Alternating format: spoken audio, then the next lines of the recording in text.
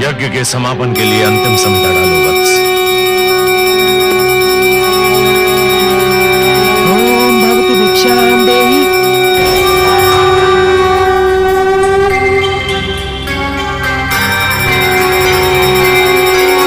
कहां जा रहे हो वत्स?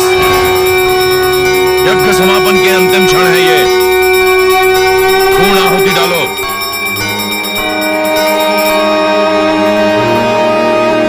ओम भवतु भिक्षां देहि।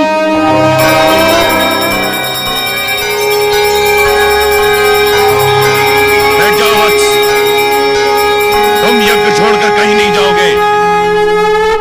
भिक्षां देहि राजन।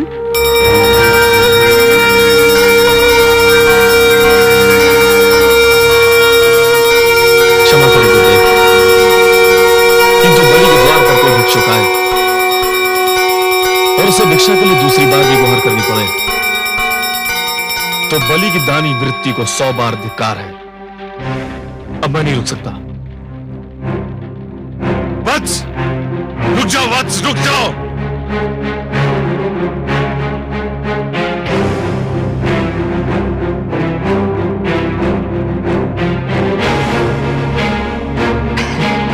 प्रणाम राजन। प्रणाम ब्राह्मणदेव। कहिए, क्या चाहिए आपको? राजन, मैं तो एक साधारण ब्राह्मण हूँ और एक ब्राह्मण भिक्षा के अतिरिक्त और क्या चाह सकता है? क्या भिक्षा चाहिए आपको? स्वर्ण, गोधन, गजधन, हीरे, मोती? नहीं राजन, मुझे इनमें से कुछ भी नहीं चाहिए। ब्राह्मणदेव, तो फिर जो भी आवश्यकता हो आपकी मेरे सामने व्यक्त कीजिए। यदि मेरे वश में हुआ तो मैं उसे पूरा करने में तनिक भी संकोच नहीं करूंगा। राजन, राजन, मुझे तो केवल 3 पग भूमि चाहिए। 3 पग भूमि? ब्राह्मणदेव, क्या करेंगे आप 3 पग भूमि का? मैंने तो ये सुना था कि दानी बलि में ये पूछता है कि वो दान किसे दे रहा है और मैं ये पूछता है कि वो दान में क्या चाह रहा है। ब्राह्मणदेव, मैंने 3 पग भूमि मांगने का कारण इसलिए नहीं पूछा था कि मैं परिहास करना चाहता हूं। तो फिर क्यों पूछा?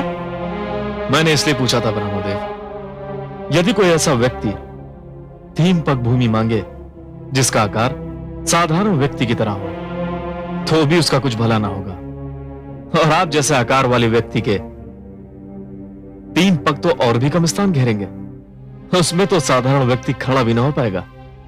राजन, मैं ये 3 पग भूमि किसी साधारण व्यक्ति के लिए नहीं मांग रहा हूँ, स्वयं अपने लिए मांग रहा हूँ। आप में क्षमता हो तो भिक्षा दान करें, नहीं तो मैं आगे बढ़ूं। मैं आपको यहां से कहीं नहीं जाने दूंगा ब्राह्मणदेव। मुझे तो यह सोचकर आश्चर्य हो रहा है कि आप महासागर से केवल 1 बूंद पानी मांग रहे हैं, पर्वत से केवल 1 कण चाहते हैं। आप मुझसे केवल 3 पग भूमि मांग रहे हैं और मैं क्षुब्ध हो रहा हूं कि इतना छोटा, इतना साधारण, इतना तुच्छ दान लेते हुए आपको तो लज्जा नहीं आ रही है, किंतु ब्राह्मणदेव, देते हुए मुझे लज्जा आ रही है। मांगिए ब्राह्मणदेव, कुछ ऐसा मांगिए कि जिसे देते हुए मुझे प्रसन्नता हो, गर्व हो।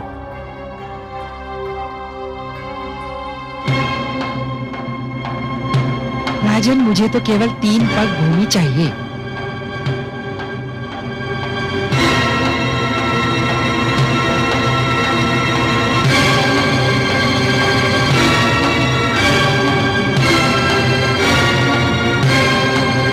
कुछ मत देना वत्स, इस ब्राह्मण को कुछ मत देना, इसे कुछ मत देना वत्स, इस ब्राह्मण को कुछ मत देना।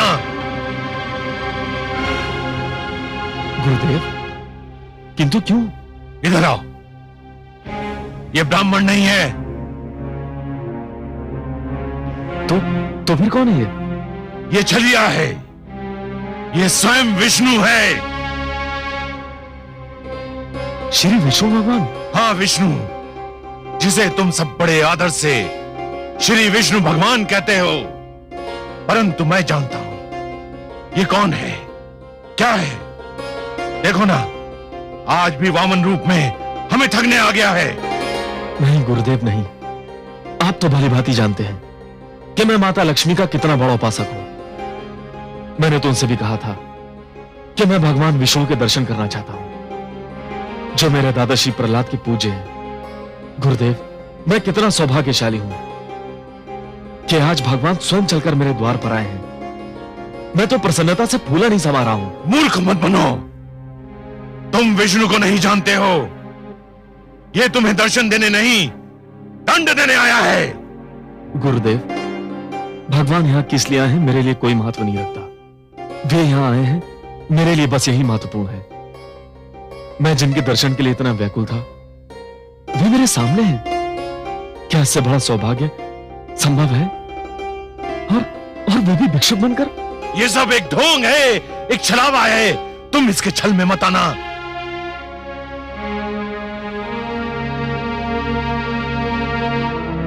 महाराज के विचार में यदि कोई परिवर्तन हुआ हो तो ये ब्राह्मण भिक्षा लिए बिना भी जा सकता है राजन। नहीं भगवान नहीं। तो फिर मेरी 3 पग भूमि मैंने दे दी भगवान, मैंने दे दी। यूं नहीं महाराज, संकल्प लेना होगा। अवश्य।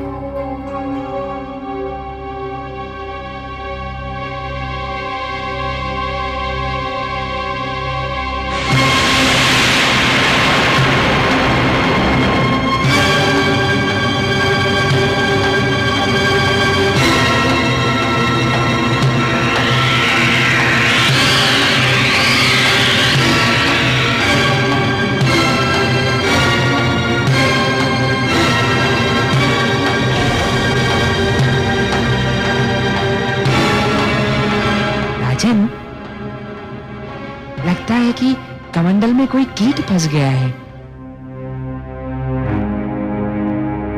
एक क्षण, मेरा छाता।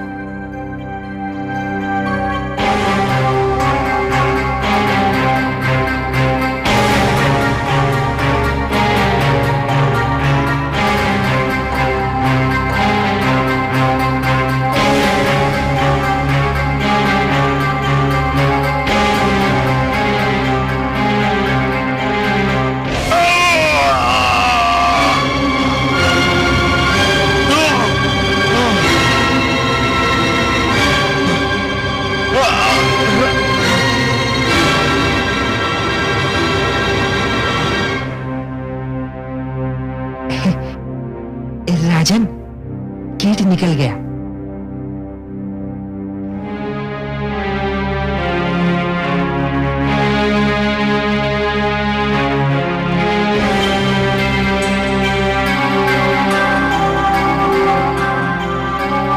हे ब्राह्मण देव, लीजिए, मैंने संकल्प ले लिया। मेरे अहोभाग्य के संसार को सब कुछ बांटने वाला आज मुझसे केवल 3 पग भूमि की याचना कर रहा है। ब्राह्मण देव, नाप लीजिए 3 पग भूमि। मेरा दान स्वीकार करके मुझे धन्य कर दीजिए। तो लो वत्स, मैं 3 पग नापता हूं।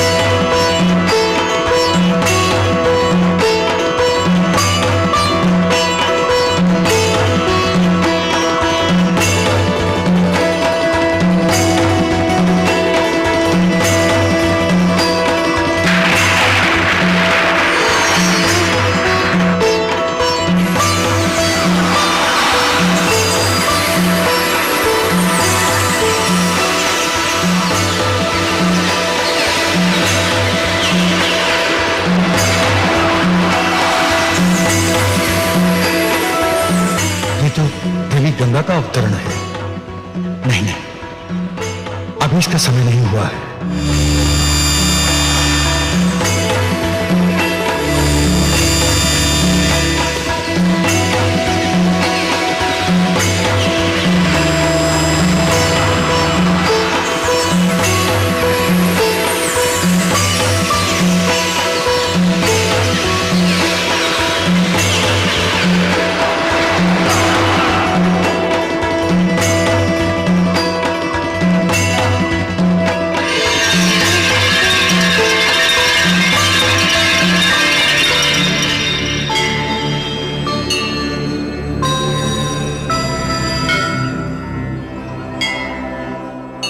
हे आदि प्रजापति, मुझे अपने कमंडल से मुक्त करने की कृपा कीजिए।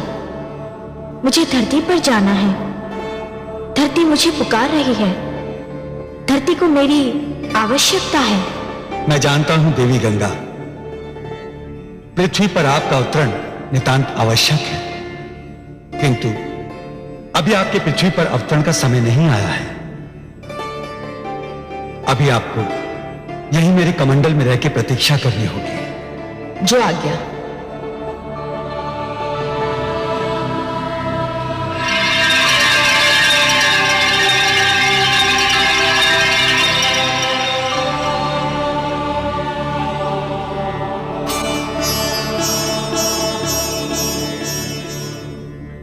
हे बलि, मैंने पहला पग उठाकर समस्त धरती और पाताल को नाप लिया है।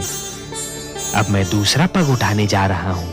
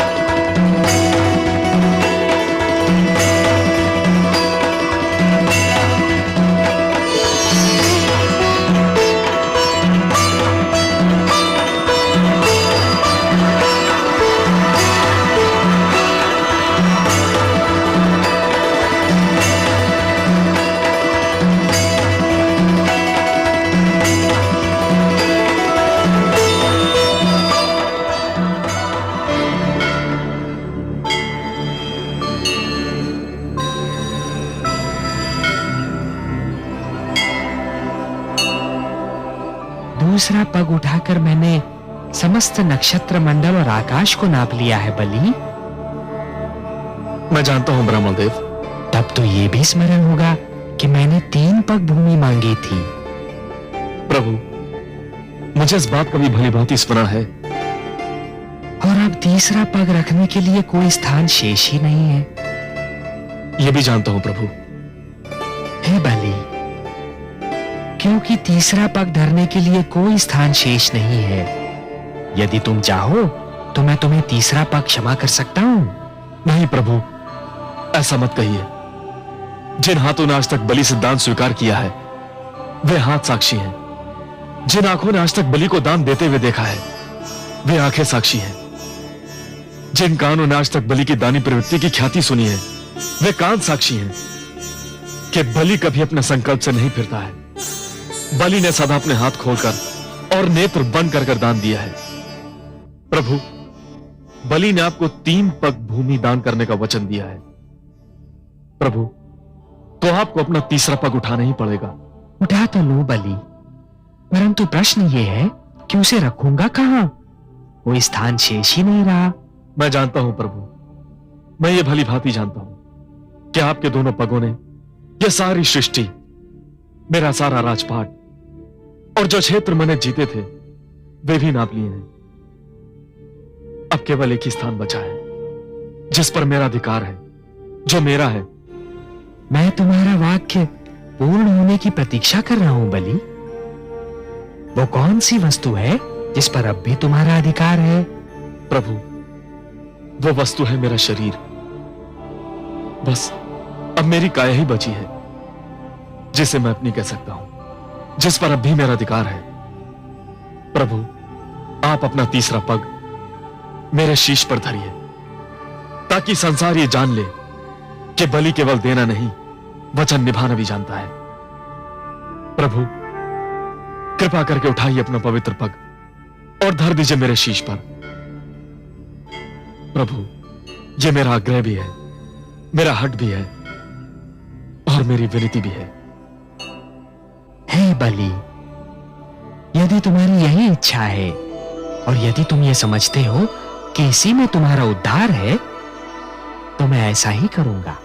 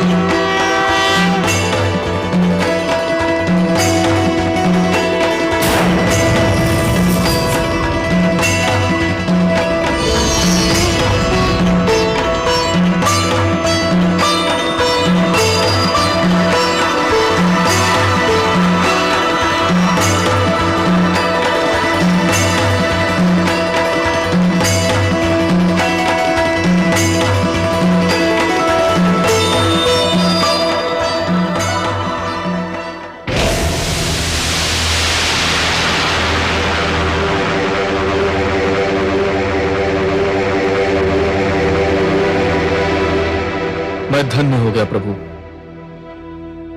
मैंने अपना वचन निभा दिया। हाँ बलि, तुमने अपना वचन निभाया तो सही, पर जानते हो कि यह सब मैंने क्यों किया? हे प्रभु, आपके अतिरिक्त आपकी लीला और कौन जान सकता है। मैं तो केवल इतना जानता हूं कि संभवतः इसी में मेरा उद्धार निहित है। बलि, तुमने अपने जीवन का प्रारंभ बड़े शुभ और उत्तम ढंग से किया था, परंतु जब तुम जीवन के दोराहे पर पहुंचे, तब तुम उस मार्ग पर चल पड़े बलि, जिस पर असत्य का डेरा था, अहंकार का अंधेरा था। यह वो मार्ग नहीं था बलि जो मेरे भक्त प्रहलाद ने चुना था। यह तो हिरण्यकशिपु की प्रवृत्ति का मार्ग था, जिसके दमन चक्र को रोकने के लिए स्वयं मुझे नरसिंह अवतार धारण करना पड़ा था। जब तुम उस मार्ग पर अत्यधिक आगे बढ़ चुके थे बलि, तब तुम्हें अपनी भूल का आभास अवश्य हुआ था, परंतु तब तक तुम स्वयं उस मार्ग से लौटकर नहीं आ सकते थे। तुम्हें सत्य के मार्ग पर केवल ईश्वर ही ला सकते थे, और इसीलिए मैंने यह वामन रूप धारण किया।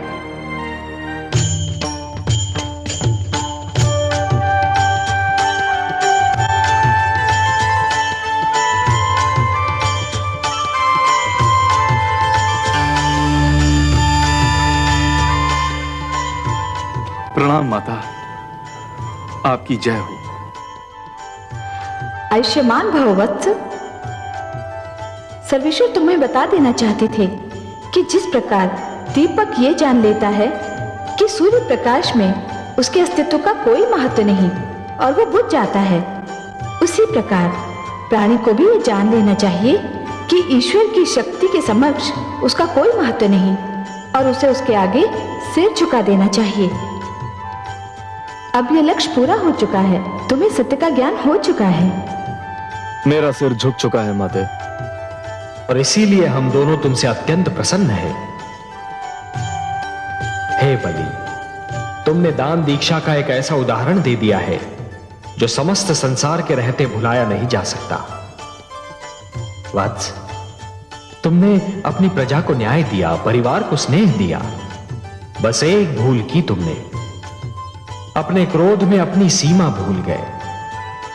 बलि, जीवन का महानतम लक्ष्य सीमाओं का निर्धारण ही तो है। मैं तुमसे अपार स्नेह करती हूं। मैंने अपनी कृपा से तुम्हारे लिए भंडार का मुख खोल रखा था, क्योंकि तुम धन का सदुपयोग कर रहे थे। अब मेरा लक्ष्य पूर्ण हो चुका है और मैं तुम्हें क्षमा भी कर चुका हूं। अब मुझे क्षीर सागर लौटना है